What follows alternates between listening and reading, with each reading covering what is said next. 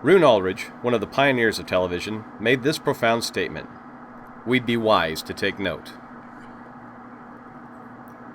The actual production involves the filming, audio mixing, and announcing of an actual sporting event.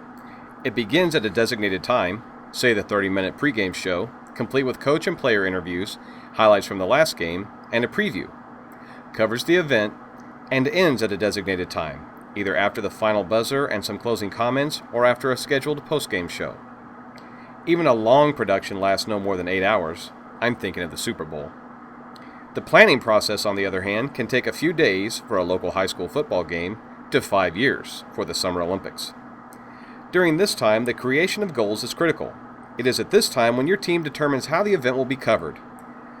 The text we use mentions the goals established by ESPN: accuracy, fairness, analysis, documentation, creativity, consistency, and flexibility.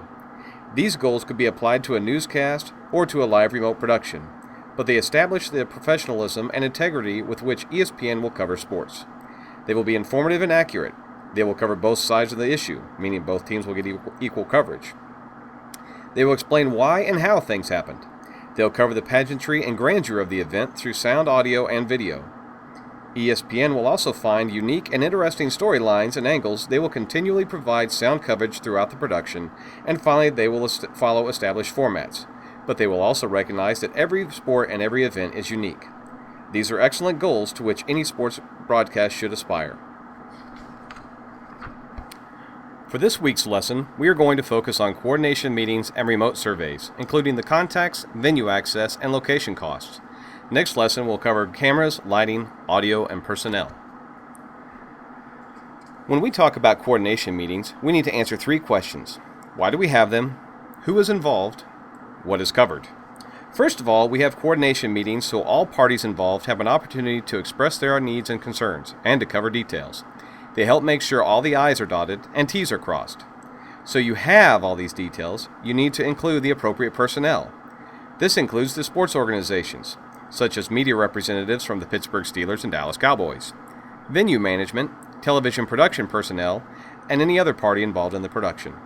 For example, during an MIAA basketball tournament game, you'd also want the media relations representatives and possibly the commissioner from the conference.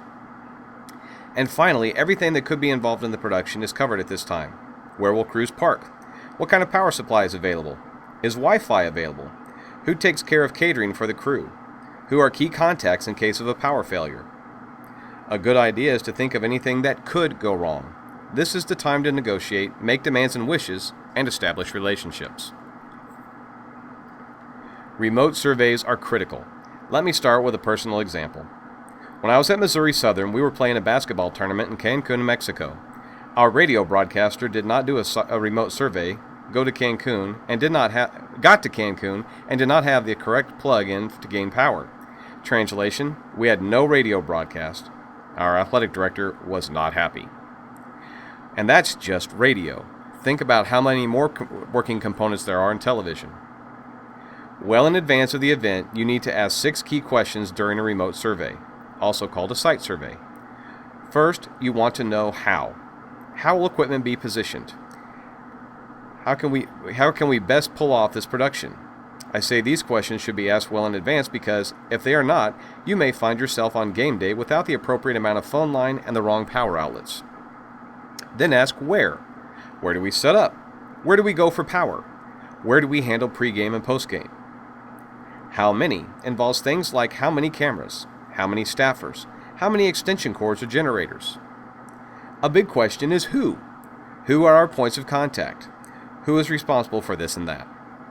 Similarly, what becomes critical as we consider things like what kind of power supply do we need, what equipment do we need, and what do we leave out? And finally, how much. Consider how much cable we need, how much extension cable, and how much will it cost to add a telephone line.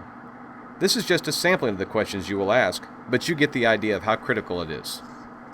As you might have guessed, the producer and director obviously need to be at the remote survey. After all, the producer is in charge of the production, and the director will be taking his or her lead from the producer. But having the engineer in charge or head technician is equally important, as this person will be in charge of getting the production on the air. And having the appropriate site contacts involved is vital. After all, they are the individuals who will be telling you the capabilities of the facility and where to find everything, not to mention the fact they'll be the ones who let you in the building. If possible, you also should have a lighting engineer and an audio engineer at the remote survey. They are well versed in their areas. The lighting engineer will be able to say if extra lighting is necessary or if a particular lens or filter is needed to adjust for existing light. The audio engineer will be able to determine if a field mic can be patched into the audio mixer, if backboard mics can be planted, and this sort of thing. Above all, you need to make sure all involved can meet at the same time. This way, any conflicts may be addressed and settled immediately. As we've already mentioned, it is essential to set up site contacts. These are the individuals whom you contact in case of emergency. For example, Niles Media Group was scheduled to broadcast a UCM basketball doubleheader. Coming back from a broadcast in Iowa, one of their audio boards blew out. They were able to call the contact at UCM, who promptly contacted the university electrician, who was able to meet the truck in the morning of the broadcast, provide generator support, repair the board, and get Niles on the air. This doesn't happen without a site contact. Similarly, it is important to have a secondary contact. For all contacts, it is imperative that you have as many means of communication as possible: landline, cell phone, Facebook account, fax number, physical address, email, any way to make a connection. You also need to think about the contact people who have anything to do with any aspect of the production.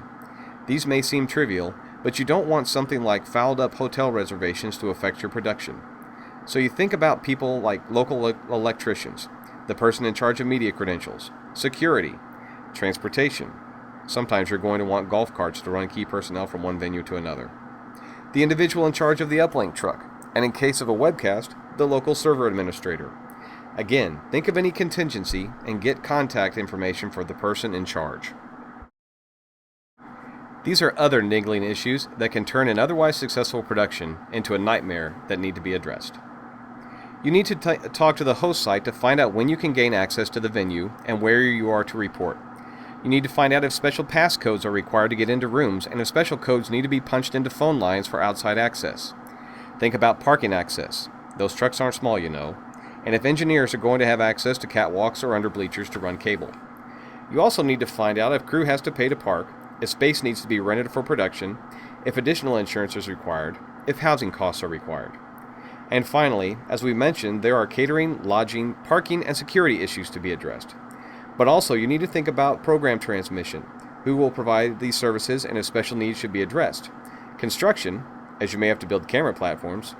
Who needs audio and video feeds? For example, at UCM basketball games, we provide the video feed for the officials in case a review is necessary. Also think about telephone lines and medical facilities, because you just never know. As you can see, the planning of a production is of vital importance. It cannot be stressed enough and should never be taken lightly, no matter how big or small the production may be. This might be a good time to take a quick break. When we come back, we're going to talk about cameras, we'll talk about audio, we'll talk about cabling, and many other hardware issues.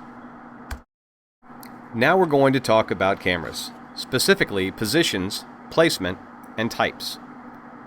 According to the International Amateur Athletic Federation television guidelines, it is hazardous and erroneous to believe that the more cameras there are, the better the show will be. The number of cameras alone does not guarantee good coverage. Close-ups are interesting. They show faces, details, and reactions, but the sports fan also likes to see how the competition develops. Do you agree? 7 questions you need to answer when it comes to camera positions. Is a dolly needed for mobile cameras? And if so, what kind? You may need to truck your camera from one point to another. Do you need it to be nice and steady as on wheels, or can you walk it? If you have a Steadicam, that may be an option. How many cameras are needed? We frequently will do a production with only 2 cameras. Usually we use 4. It just depends on the sporting event and the venue. What type of camera should be used in each position? Where can camera cables be run? Our engineer, Darren Plummer, is diligent when it comes to camera cables because he wants the place to look neat, but he also wants it to be safe. What kind of mounting devices are needed? Are special lenses needed? Are cranes and jibs needed? These are all questions you need to ask. A couple of key factors to think about when placing cameras. Don't place cameras on opposite sides of the field. If this is the case, you'll cross the 180 line. So in the same quarter, it will look like the mules are going from left to right on your television screen, but then if you flip to the camera on the other side of the field, they'll suddenly be going right to left. This will confuse your audience. You also need to think about sun position, distracting backgrounds, traffic, obstruction of fan views, and stability. The sun can be pesky and give you bad backlighting and flares. Distracting backgrounds also can make it difficult to see the action and what's going on.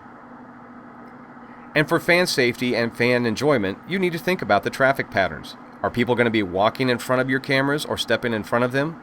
Also, you don't want to get in their way, so you need to be as minimally invasive as possible. 5 common cameras that we'll talk about are the fixed, the handheld, the tracking, the crane or jib, and the Steadicam. Fixed cameras are large and they're mounted on a tripod. They can have a long telephoto lens, they're used for longer establishing shots, and they allow for steady pans, tilts, and zooms. Handheld cameras use a shoulder mount or they're held low. There's more flexibility in movement and they're good for close-ups, but they're difficult to hold for long periods of time and maintain steadiness. Tracking cameras are mounted on rails and move with the action, such as at a track meet or a horse race. They are very stable and make for some very exciting shots. Cranes or jibs allow for high, medium, and low shots. They allow for unique vantage points because, as the controller, you are standing at one end of a long crane, the camera is at the other, and you're able to lift the camera, lower it, move it forward or back, and control it from your position. And the Steadicam it mounts on a vest worn by the operator. They're generally wireless using an RF transmitter. They allow the operator maximum freedom to walk or run with the action. Next, we'll talk about lighting. Cameras need a basic level of light to operate properly. With lighting considerations, you need to think about whether the event is indoor or outdoor, and then the overall lighting situation. When you're indoor, is adequate lighting available? Will additional lighting create too much heat? Are the lights that you set up going to be in the way of the audience?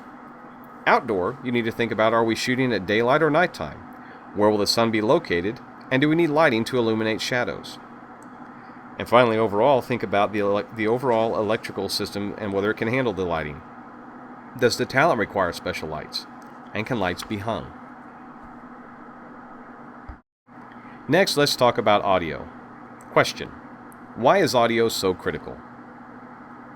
Answer: because we expect to hear as well as see the game. We want to hear from the announcers, we want to hear ambient noise, we want balance between the game and the spots.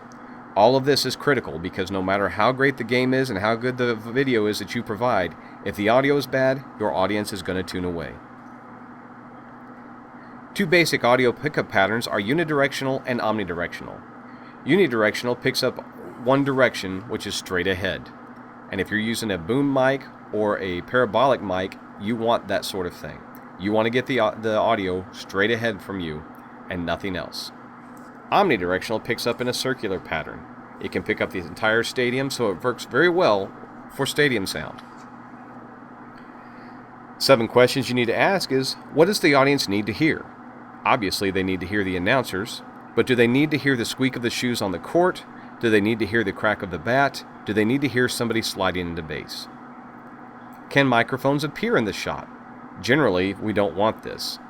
But if you have a microphone that you can mount on the back of a backboard to hear the ball swish through the net, that's okay. You'll give and take. Should we coordinate TV audio with the PA?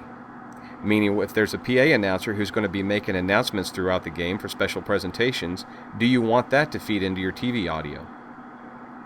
How many mic cables are needed and how long should they be? Do we need wireless mics? Will natural sound be a problem? Thinking about a Warrensburg High School football, the train tracks run right by the stadium. So oftentimes, whenever there's a game going on, you're going to have a train whistle going from the south end of the stadium that can be very distracting. Not a lot you can do about it, but you need to be aware that it is there. And what are some possible sources of interference? Are there other mics that are going to pick up off the interference? Is there a loudspeaker somewhere that may cause distractions?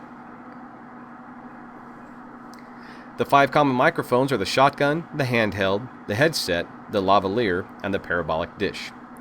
Shotgun mics pick up quality sound from a distance. They can pick up field sound and crowd sound. Handheld mics are used by talent on the field for reporting and conducting interviews, because the reporter can use the mic and then hand it to the source, or to the interview subject.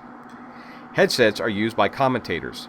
They allow the commentators to hear the director, and they also contain consistent audio because the microphone stays the same distance from the announcer's mouths. The lavalier is used by on-air talent for consistency. It also may be mounted on backboards and used as pickup sound where a mic should not be seen. Unlike the headset, with a lavalier you cannot hear what is going on from the director. And the parabolic dish is used with omnidirectional mics to block ambient noise. They're pointed at the focal point. They allow you to pick up athletes and coaches. The final subject we'll talk about is transmission. How are you going to get your signal and your production to the audience? 5 types of program transmission cable are coaxial cable, fiber optics, microwave link, satellite links, and webcasting. Coaxial cable is used for short distances, but it is susceptible to interference. Fiber optics is small, light, and inexpensive. It has a reliable run of more than 9 miles with virtually no interference. The problem is it is also very fragile. Microwave links use radio frequency, RF, and super high frequency, SHF, band, and can run up to 74 miles.